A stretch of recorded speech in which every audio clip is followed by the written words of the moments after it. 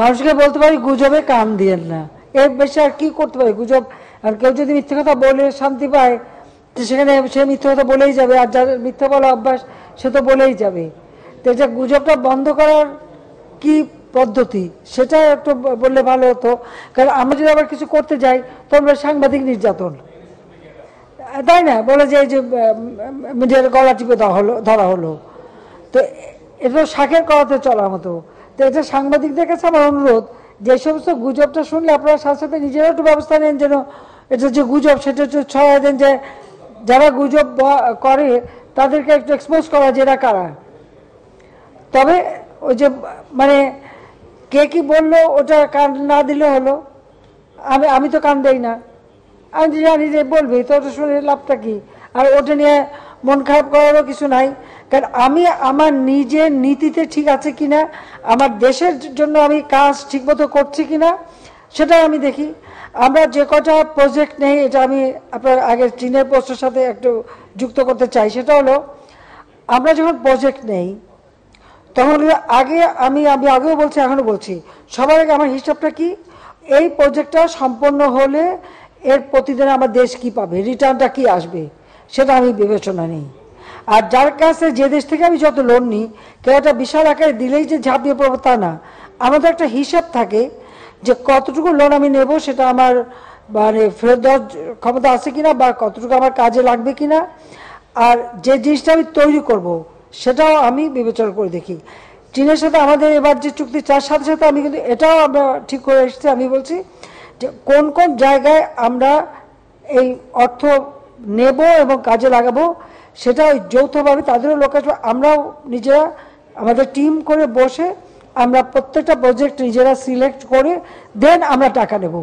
তারা আমাদের বিরাট অফার দিচ্ছে, এটা ঠিক, কিন্তু নেবার সময় আমাকে এই হিসাবটা করে আমাকে নিতে হবে, এবং তার জন্য তাদের এক্সপার্ট টিম আসবে, আমাদের থাকবে, আমরা সেটা বিবেচনা করব যে কোন কোন খাতে আমার কতটুকু প্রয়োজন, আমি ঠিক ততটুকু নেব, যেটা আমার প্রয়োজন নেই সেটা আমি নেব না। সেইভাবেই কিন্তু আমরা সমঝোতা করে এসেছি, এবং চীনের মাননীয় প্রেসিডেন্টের সাথেও এই কথাটাই হয়েছে যে এভাবে আমরা, তুমি দেবেন, অনুদান দেবেন, সব দেবেন, কিন্তু নেবার বেলায় আমরা এটাকে আমাদের মতো করে হিসেব করে তারপর আমরা নেব।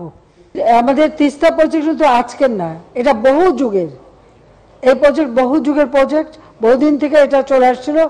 আমার যতদূর মনে পড়ে যে যুক্তফ্রন্ট যে ইলেকশন ইসেও এটা ছিল, বা আওয়ামী লীগের ম্যানিফেস্টো অনেকবারই এটা ছিল, বিভিন্ন সময় এটা আসছে। তো তিস্তা প্রজেক্টটা আমাদের করতে হবে।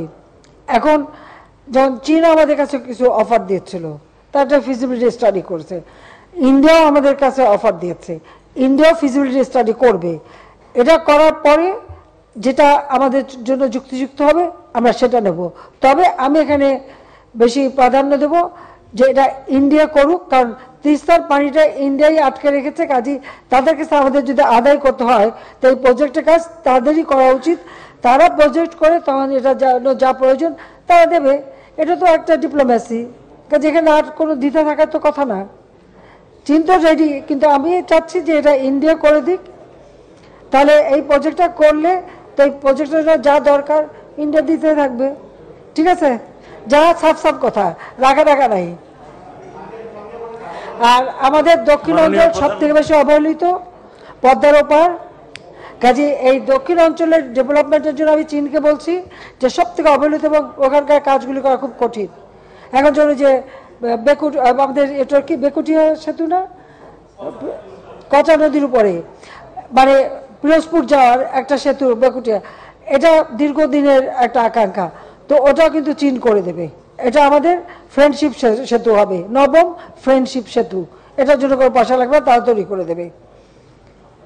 তো এটা কি কিছু পাওয়া না নাকি? কাজে আমি সবাই ভাগ করে দিয়ে দিচ্ছি কাকে কোথায় দিলে আমার কাজ, কঠিন কাজ সহজভাবে এবং ঠিকমতো কাজ করতে পারবো, সকলের সাথে বন্ধুত্ব, কারোর সাথে বৈরিতা নয়। ঠিক আছে, ধন্যবাদ।